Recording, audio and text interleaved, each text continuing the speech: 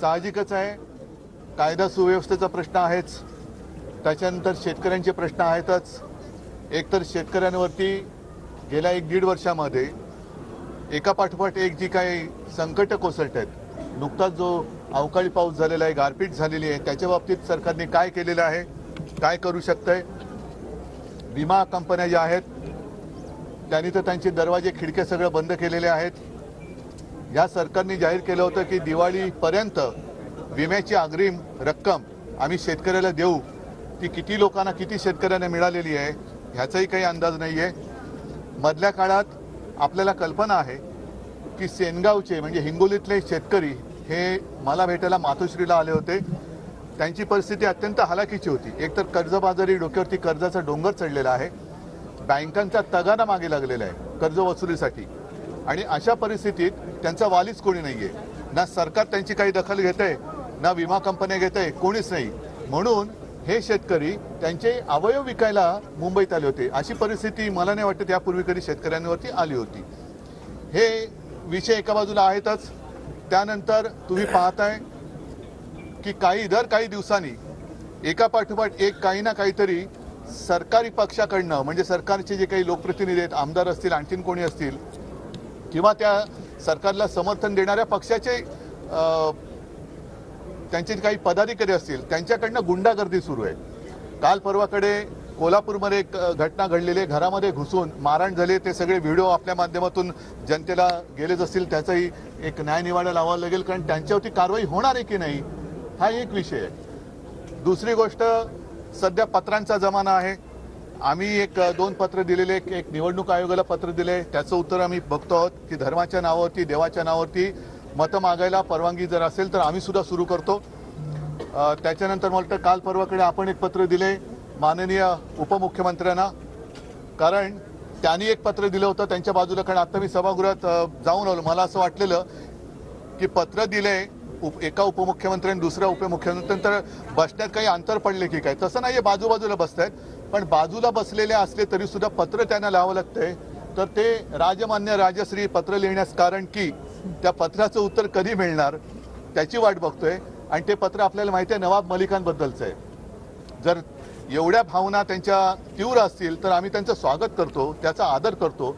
भारतीय जनता पक्षाच्या भावना देशप्रेमाबद्दल एवढ्या उचंबळून आलेल्या असतील तर मग आम्ही त्यांना जे पत्र लिहिले त्या पत्राचं उत्तर सुद्धा कधी मिळणार हे सुद्धा आम्हाला माहिती नाही. आणि ते पत्र तुम्हाला माहिती आहे, ज्या न्यायाने नवाब मलिकांना त्यांनी सांगितलं की यांना दूर ठेवा, मग तोच न्याय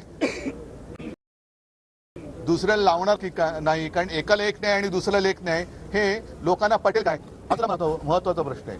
थोडक्यात सांगायचं म्हणजे नवाब मलिकांना एक न्याय लावणार असाल तर तोच न्याय प्रफुल्ल पटेलना लावून त्यांच्यापासून तुम्ही अंतर ठेवणार आहात की नाही. आणि जी मालमत्ता इक्बाल मिर्चीची म्हणून त्यांच्याबरोबर व्यवहार केला म्हणून स्वतः माननीय पंतप्रधान, मला आठवतंय कारण तेव्हा आमची युती होती, बांद्रा कुर्ला कॉम्प्लेक्सच्या सभेत बोलले होते की कुछ लोग मिर्ची का व्यापार करते हैं, कुछ लोग मिर्ची से व्यापार करते हैं. तर आता ज्यांनी मिर्ची बरोबर व्यापार केलेला आहे त्यांच्याबरोबर हा सत्तेचा व्यापार तुम्ही चालू देणार आहात की त्यांच्यावरती त्यांची जी मालमत्ता ईडीने जप्त केली ती सगळी लक्षात घेता त्यांच्यावरती तुम्ही कारवाई पुढे चालू ठेवणार आहात की नाही हे सुद्धा आम्ही प्रश्न विचारले, त्याची वाट बघतोय.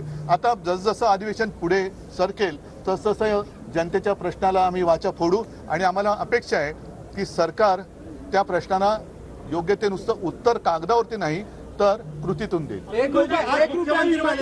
मुख्यमंत्री म्हणाले आहेत की तुम्ही तिसऱ्या दिवशी सभागृहात येत आहे, आदित्यजी तिसऱ्या दिवशी सभागृहात येत आहेत, सभागृहाच्या कामकाजाविषयी तुम्ही गंभीर नाही किंवा महाराष्ट्राच्या प्रश्न. बरं ठीक आहे, तुम्ही पहिला महाराष्ट्राच्या प्रश्नाबद्दल गंभीर असाल तर समुद्रावरती ट्रॅक्टर चालवणारा मुख्यमंत्री तरी पहिल्यांदा पाहिला. म्हणजे लोकांच्या घरादारावरती, शेतकऱ्यांच्या घरादारावरती नांगर आणि समुद्रावरती ट्रॅक्टर, हा असा मुख्यमंत्री मी पहिल्यांदा पाहिला. शेतकऱ्यांच्या 1 रुपया विमाबाबत शेतकऱ्यांची फसवणूक झालेली स्पष्ट होत आहे. होय, आपले आमदार आहेत कैलास पाटील हे देखील वारंवार या संदर्भात माहिती देतात आहे, मात्र सभागृहात ती मांडण्याला त्यांना वेळ देत नाही. म्हणजेच मुख्यमंत्री शेतकऱ्यांच्या प्रश्नाबद्दल उदासीन आहेत. माझ्यावरती आरोप करताना त्यांनी शेतकऱ्यांबाबत आपण काय करतो आहोत, 1 रुपयात विमा योजना त्यांनी जी आणली त्याचा परिणाम असा झाला की साधारणतः सरासरी 80 ते 90 लाख शेतकरी विमा घ्यायचे, तो आकडा यावेळेला 2.25 कोटीच्या घरात गेला. म्हणजे 8,000 कोटी जो शेतकऱ्याचा हिस्सा होता तो राज्य सरकारने भरला. हा पैसा जनतेचा पैसा आहे. तर त्या पैशाचं पुढे काय झालं तर हा सुद्धा त्यांच्या मित्रांच्या कंपन्यांच्या खिशात गेला.